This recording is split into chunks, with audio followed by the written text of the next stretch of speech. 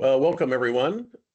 This is a long overdue podcast slash webinar. We're using more of our webinar platform for this to talk about lessons learned. And this is a more of a humbling approach to over the years and to review some mistakes we've made in the past and how we've tried to grow from that. I'd love to say that we could say that we've made zero mistakes, but then you'd probably show a 0% rate of return because you have to sort of, as they say, proverbially break some eggs to make an omelet. And we've actually done a good job, I think, at learning from our mistakes. There's some of them that still haunt us. We're going to leave the names out as best we can for those that we don't really want to be speaking to those managements. We've moved on. But we'll be giving you the general gist here. As always, feel free to reach back with any questions, or if you need any further explanations, we'd be happy to do that. So it's going to be Joe Pochadiniak and myself going through this. Ken Reed has kindly pulled together the slides. And let's move on then, Ken. As always, we have our disclaimer. These are more just for informational purposes only. We are not providing any actual investment advice here. That all needs to be done on an individualized basis. If you want some investment advice, come directly to us rather than taking anything we say today as actual advice, because it's not. Next slide. So we start in the broadest area of real estate. I've loved real estate my entire career. I actually started off in the real estate business before I got into financial services. And life always goes full circle, where we are heavily involved in real estate now through our 360-degree fund, which has done quite well. But we made we learned some things to get there. And I'm going to talk about the one granddaddy of them all that many of our clients still remember. And this is a firm from Western Canada that grew their land banking in concentric wheels around cities like Calgary and Edmonton. We did some strong due diligence on them back in 2006 and saw that it was going to be supposedly a 4 to 5 year time horizon to flip and get out. And, we were sold. Unfortunately, the credit crisis hit in 2007, which led into terrible results in 08-09. And the rest is history with this land banking group. Unfortunately, it's rolled into another corporate vehicle now and still sits on our clients' books. So you'll see in our summation at the end why that'll never happen again. But Joe, I'm going to sort of pass it over to you now to talk about how we've learned from that and how we've really made up for it with some current investments that have done quite well for our investors. Yeah, that's right, David. And when Mark Twain said to invest in land because they don't make any more of it, the other side of that equation is don't invest in land that you don't have a suitable buyer already lined up for. And so when we talk to our investors and mention that our land banking strategy has made a quantum leap, it's really through groups like Connor Investment Real Estate and others that are pre-contracting in-demand land banks to existing pools of buyers. And so that's resulted in a lot higher liquidity and a lot better valuations on the partnerships that our investors are in. So really excited about that. And what you're looking at is just an example of that, both from a distribution perspective, which would be the chart, and the location of some of the assets that we have, in this case, outside of the greater Houston area. So very excited about that progress that we've made. Excellent. Okay, let's go on to the next one. In the consumer discretionary sector, I think I'll get Joe to talk briefly about the company on the left, and then I'll follow up with something that's more than offset the investment there. So go ahead, Joe. Yeah, absolutely. So anybody that's been up to cottage country or any areas of water sure knows what boats are, and they're fun to look at and nice to talk about. But I think again the one thing here that we learned was that there is a certain cost to manufacturing one of these things, and if you can do that efficiently, great. If not, then again you better have a lineup of prospective buyers out front your warehouse. That wasn't necessarily the case in this company, but thankfully, David, you found a company that literally is quite literally levitating, not only for investors but for users. Tell us about that. Yeah, no, it was one of these things. I remember Peter Lynch back in the 80s him and his wife would actually pick up discretionary items and decide on whether they made it for their personal use and or whether it would make it as an investment. And he made a whole career out of picking up products. And his wife was quite successful at it too, that went into his fund. And we haven't done it to that extent as he has. But when I came across Flightboard it was during COVID, November of 2020. I was at a place on the water in the Floridas or in the Miami Beach area, and I saw one of these things on the right-hand side buzz by, hovering above the water. I just had to learn more. And being a curious person, long story short, got to meet the CEO of the company out of Australia within 2 days and showed our interest.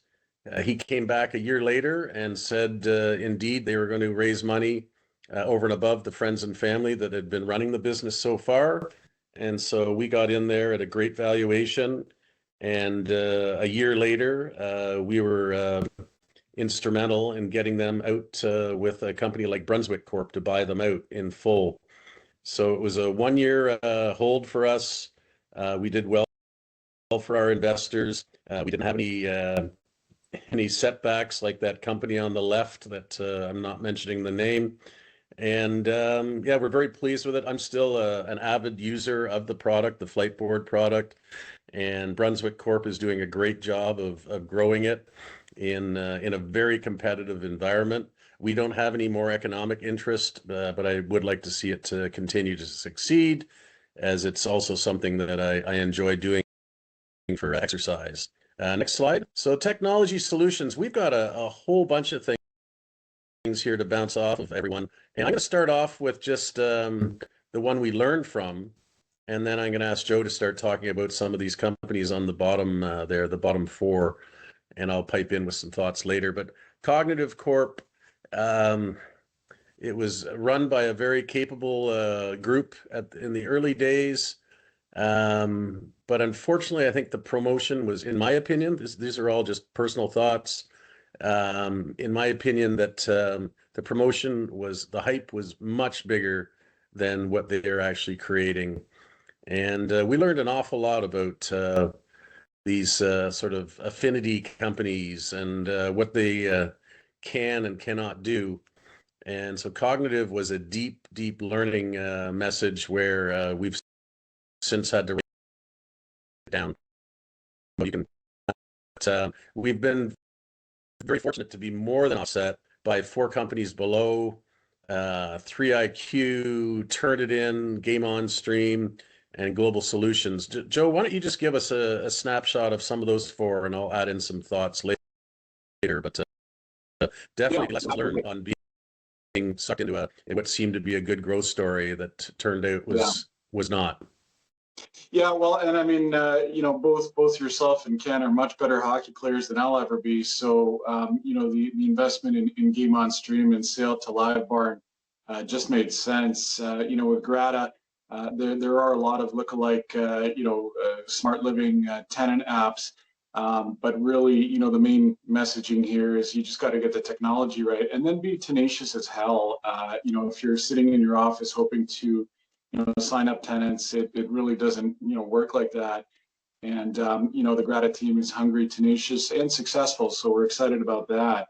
Just to interrupt, Joe, Grata is the one in the middle with the smartphones all in an array. Just explain what the business does. They basically drill a computer terminal into the foyer or basement level of the large condo towers that you'll see driving down the Gardner Expressway or up the DVP, and then they link everything together in a very smart living operating system that connects not only the tenant but the property manager and the asset owner, which in a lot of cases is groups like us. And the back end of it is a marketplace called Grata's Marketplace. Grata Plus, and they're getting a lot of uptick from that and revenues from that from groups like the Toronto Blue Jays, Dollar Shave Club, and a place I go to a lot, the beer store. So it's going extremely well. We're excited. They're doing a lot of good things, and they are in discussions with some very impressive groups. With Turnitin's sale to Advanced Publications, I actually have a cousin who went to university about 10 years before I did. And when I asked him if he ever cheated on an exam before or plagiarized an essay, his answer was, I almost didn't once. And I said, well, it's good that you went to school before I did, because what Turnitin was doing was using AI to intercept people submitting essays at university that weren't exactly their own. And it's proof positive that the wood-paneled boardrooms that we have at our office doesn't mean we're Luddites or unaware of the tech. And Turnitin was actually sold to Advanced Publications for over $1 billion. So there's a lot of good things going there.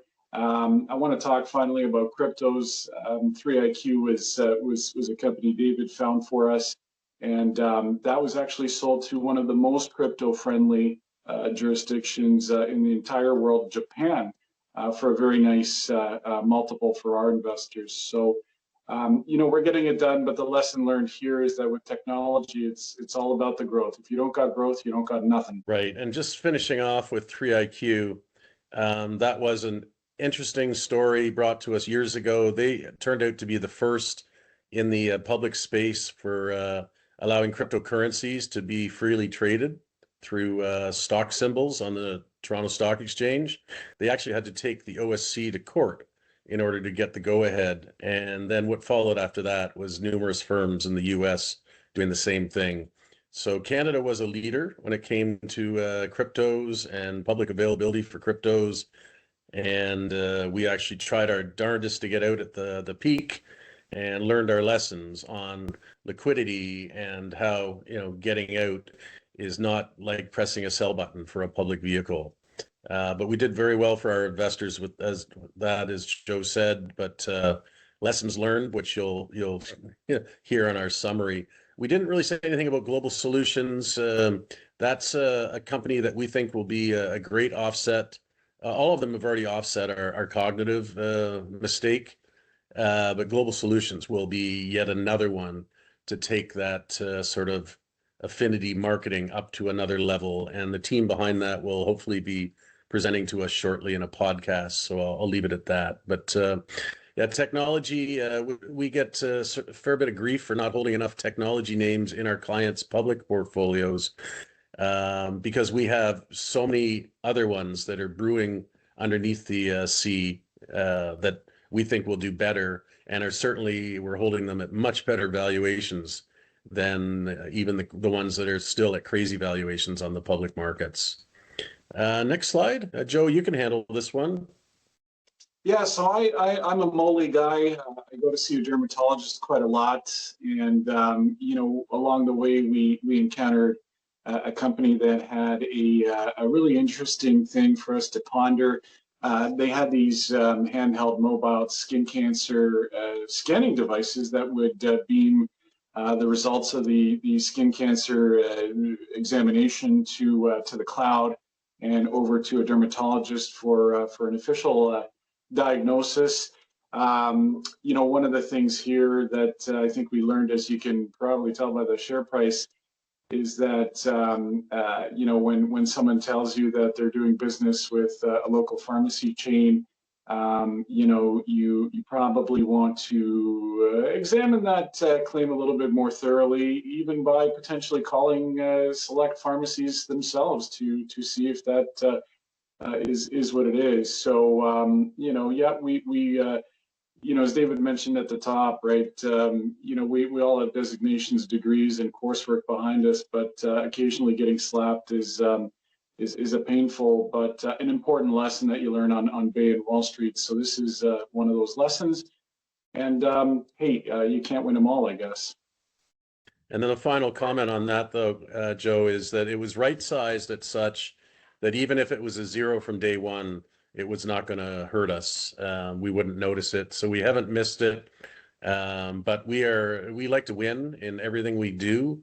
Yep. And for our personality types, it's tough to take losses, but sometimes you have to. Next slide. I think this might be our last one. And talking about on the agriculture side, this was years ago. It was in the early days of setting up this business.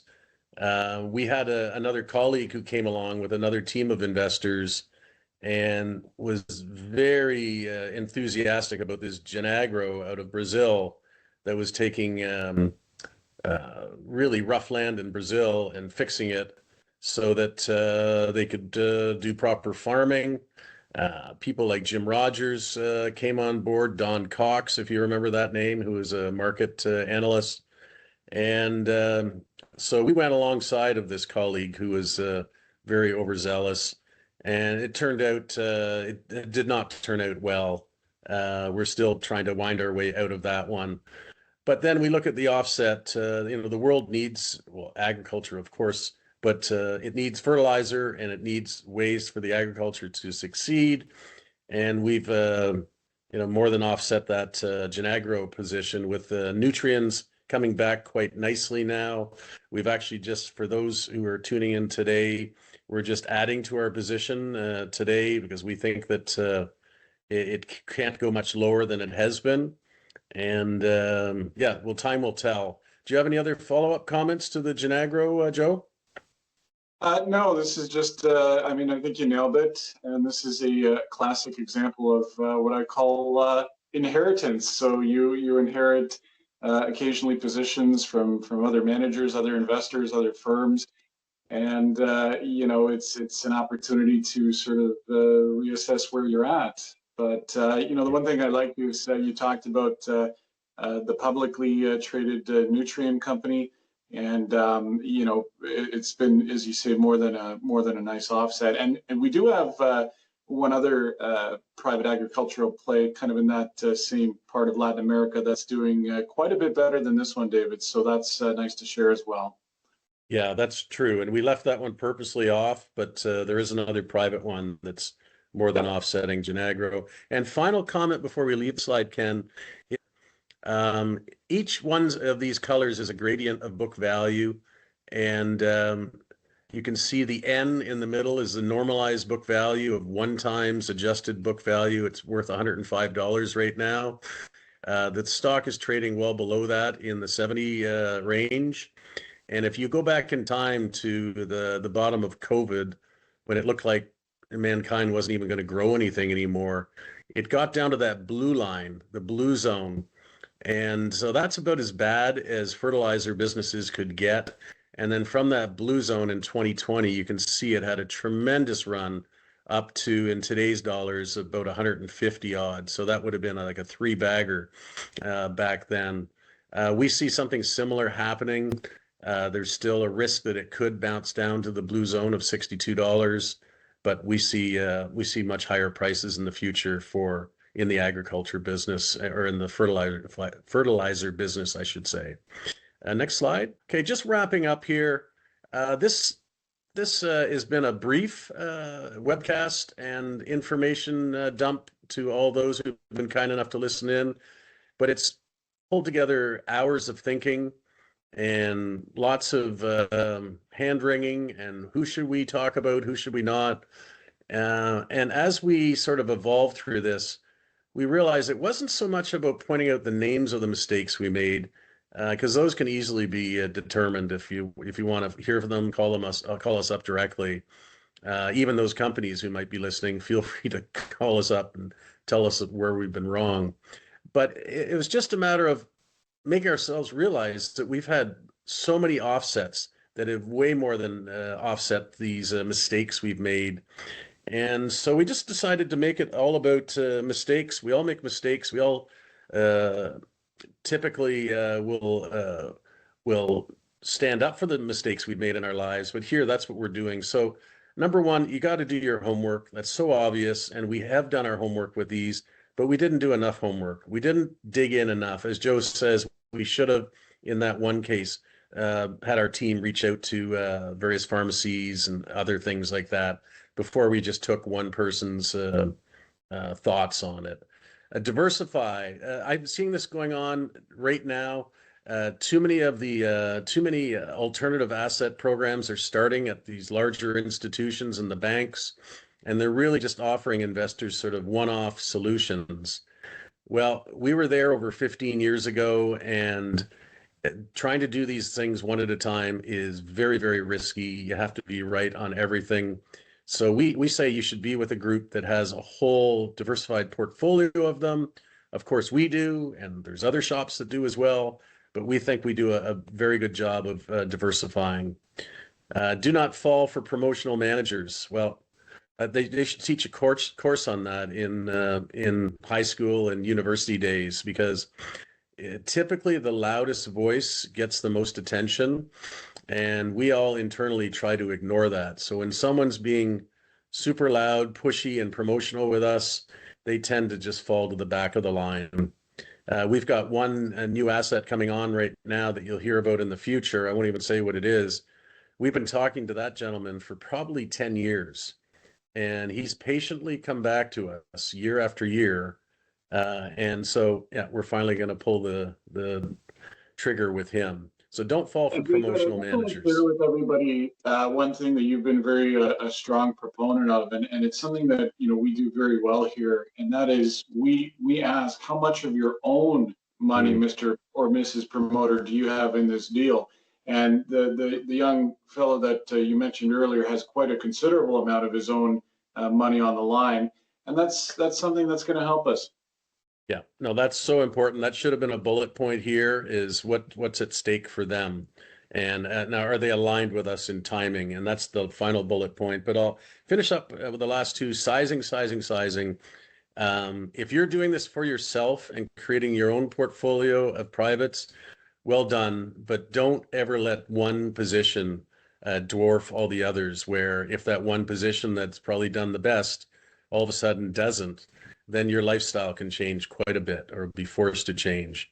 So we go into every new position as if it's probably going to be a zero, and we typically give them 3 to 5 years, and we're watching them like a hawk, and to the point where we become a bit of a thorn in their side if they're not pulling up their socks. So right sizing, or you're either redeeming out or you're growing and adding to what the manager's doing. And then sometimes we're into the fourth, fifth, and sixth fund that they've promoted after missing, say, the first one or two funds, which is fine. And finally, time horizons. I just read an item today that Yale University, the Yale endowment model, is thinking about getting out of private equity. That's just a one-off item I saw on Bloomberg today. Don't know anything more than that. And we use Yale as a mentor and a group that we've followed for years. That doesn't mean we're going to get out of private equity, because I looked at that and immediately thought, well, we're already doing that. Many of our private equity positions are in what are called secondaries. And these are late stage where they've already gone through 8 to 10 years. And the only reason that a secondary arose is some of the initial investors needed out, divorces, estate sales, you name it. And so we've been there with some other managers successfully buying into late stage secondaries. So that really diminishes our time horizons.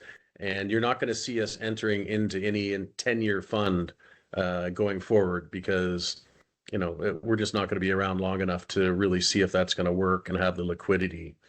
Anything you want to add to this lessons learned final slide? No, just wanted to thank our investors for their trust, and we come into the office every day ready to fight for you and your families. Doesn't always work out, but we're definitely trying. That's for sure. Yeah, thanks. That's right, Joe. And lessons learned, you got to learn it in everything you do, and you do have to make some mistakes to move forward. So yeah, we think we thrive from our mistakes, is the way we try to look at it. Okay, thanks for your interest, and as always, reach out if you'd like to learn anything more, and we're here to answer your questions.